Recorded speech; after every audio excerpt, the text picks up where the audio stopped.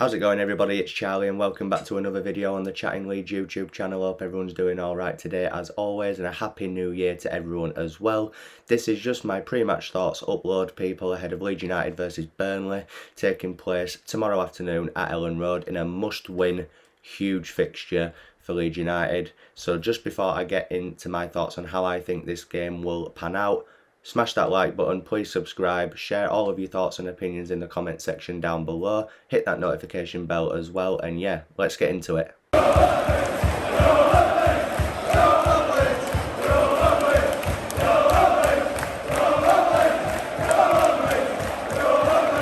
So then guys, let's get into it. So firstly, as I did just allude to there, this game for me is must win. It's a huge fixture. These are the sort of games that Leeds United need to be winning in order to get away from that bottom 5, 6 or so. And I do think Leeds United will come out on top in this game. We've got a few players back, not all of them. I think it may have been a bit unrealistic to expect all of them back in one go. Obviously, if it was confirmed that Phillips and Cooper will be out until at least March, which is a huge blow, which is why, again, we need to invest this month now in a CDM for me in order to do that Phillips role as effective as what Calvin does himself. As for Burnley, I watched them against Man United the other night, and even though they got beat 3-1, I don't think it was a 3-1 game. I thought Burnley played very well in the game. They did create chances. Aaron Lennon's goal, he took that quite well as well. But obviously the quality players that Scum have in their team, it just shone through. Obviously we don't have the quality players that they do, but I still think we'll be okay in this game. I feel like Rafinha, Dan James, the pace and the quality of those two, we can definitely get at the Burnley back four. You know, Ben Mead, James Tarkowski, Charlie Taylor and Matt Lowton, you'd expect. It's not a great back four. They're in the bottom 3 for a reason, and that's why the defence is poor. I think they're quite good going forward, but I feel like at Turf Moor earlier on in the season we did handle them quite well. I know it was a draw, which was really frustrating at the time because, again, I saw that as a must-win huge fixture.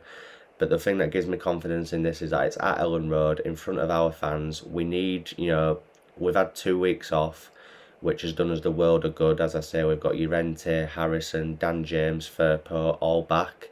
It depends on team selection. I touched upon it in my predicted 11 yesterday that Joffrey Gellart should start up front for me.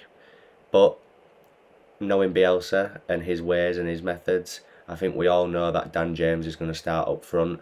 I'll be very surprised if he doesn't, which for me is insane, as I said yesterday. Ben Mee and James Tarkowski, they might not be the best quality players, but the tough physical centre-backs up against Dan James, who's about 3 foot tall.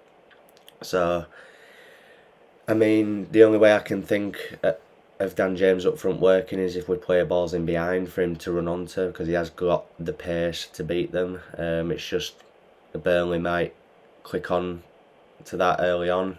Rafinha needs to get involved in games more. The last few games, yeah, I know they've been against the best teams in this league, but he hasn't really been in games much recently other than scoring penalties, which is good. But we need him to get involved more because he's got the quality to hurt teams. And I think if he has a good game tomorrow, he will have a field day against that Burnley back four. I always say that the midfield battle will be key. I think we'll have the better of the midfield in this, if I'm honest. I think Forshaw's been playing quality recently. Their centre midfielders, looking at Jack Cork, Brownhill, Dwight McNeil, the kind of floats from wing into centre and stuff. I think we can handle them, if I'm honest. Dwight McNeil's a good player, but Jack Cork and Josh Brownhill, they're not top quality at all. We need to be dealing with them and dealing with them well, in my opinion. As I said, the full-backs aren't great either. I think Charlie Taylor's not bad going forward, but defensively I think he's quite vulnerable. Again, Rafinha's on his side. He'll be licking his lips facing Charlie Taylor. Matt Lowton, again, okay, but not great. You know, Dan James or Harrison will be on that left-hand side. I even think Jack Harrison may even have a field day against Matt Loughton if he can actually get past him and find a pass into the box rather than dribbling all the way back. Jack Harrison just needs a good game. I think it'll do his confidence the world of good. Hopefully he can. And yeah, Burnley have this 4-4-2 style of playing. They just want the ball upfield. They can play it, you know, they're alright in transition from defence into attack, but I feel like Leeds will be too much for them in this game. They were 3-1 down at half time at Old Trafford the other day. They have drawn a lot of games, so it's highly probable that people may think that this game will end up a draw. I don't. I think Leeds United will win this game, and I think we will be reasonably comfortable, if I'm honest with you. The scoreline may not suggest it's comfortable, but in terms of performance and outplaying the possession, I think we'll be comfortable. Just need to win our second balls, stop giving cheap passes away, especially in our own half, because we have been guilty of that a few times, especially against Man City. That were just awful, and Arsenal as well. But those games are done now. We need to forget about them and move on as soon as possible. And I think Burnley's the perfect game after having 2 games off to come back in and really hit the ground running for 2022. I do think better things are coming. The Leeds United of old will come through. We just need to sign well, hopefully, in this window, and get a lot of our key players back, and hopefully our fortunes will turn around, people. I do think Leeds will be okay in this game, 100%, and I'm going to go with a 2-1 victory.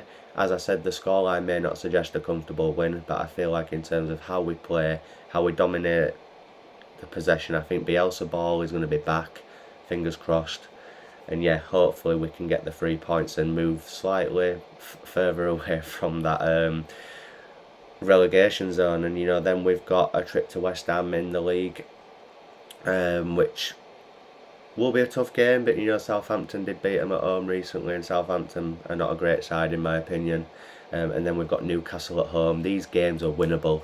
We need to start picking up points against these teams, because if we don't, then we will be in huge trouble. I'm sorry to say, but I think everyone knows that. If we don't win these games, we're going to be in trouble, guys. I think the saving grace is that I think there's only been 1 point gained from teams below Leeds United since we've played a game. So we've not even moved anywhere in the table. This is a huge game, a huge opportunity to climb further away from that drop zone, and I do think Leeds United will do it 2-1. So that's my pre-match thoughts, people, ahead of Leeds United versus Burnley. Hit me up in the comment section with your thoughts and opinions on your score prediction, goal scorers, how you think Burnley may set up, and how you think the game will go in general. Hit that like button, smash the subscribe button as well, and I will see you in the next upload, people. Thank you very much for watching.